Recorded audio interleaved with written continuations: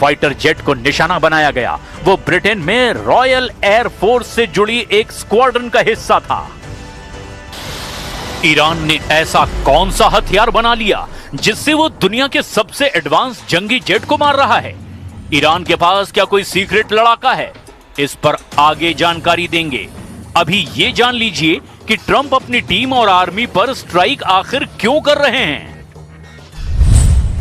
Trump ने Iran युद्ध के भयानक राउंड के बीच ही अमेरिकी सेना के chief of staff general Randy George के इस्तीफा ले लिया है।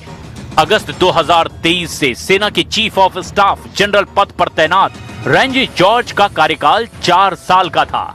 चीफ ऑफ स्टाफ के साथ ट्रंप ने chief of chaplain major general William Green और US army transformation and training command general David Hodne को भी निकाल दिया है। ट्रंप अभी कई और टॉप कमांडर पर गाज गिराने के मूड में हैं।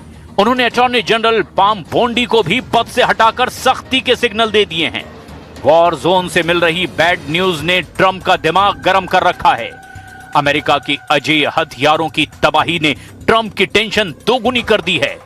ईरान ने अब तक जिन महंगे हथियारों को मार गिराया उनकी लिस्ट हर दिन बढ़ती जा रही है। लेकिन ताज्जुब की बात यह है कि ईरान F-35 जैसे जेट को जुगाड़ की तकनीक से ढेर कर रहा है।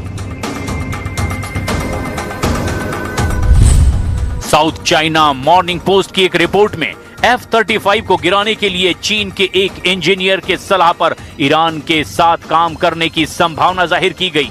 असल में चीन के एक इंजीनियर ने हाल ही में एक वीडियो बनाया था जिसमें यह बताया कि कैसे F-35 को आसानी से मार गिराया जा सकता है।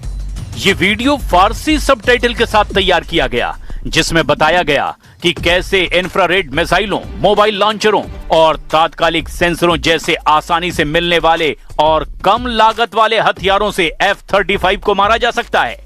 मीडिया रिपोर्ट के मुताबिक यही वीडियो ईरान रॉकेट फोर्स के काम आ रहा है। इसके 4 करोड़ व्यूज हैं और ईरान में वीडियो वायरल हो रहा है।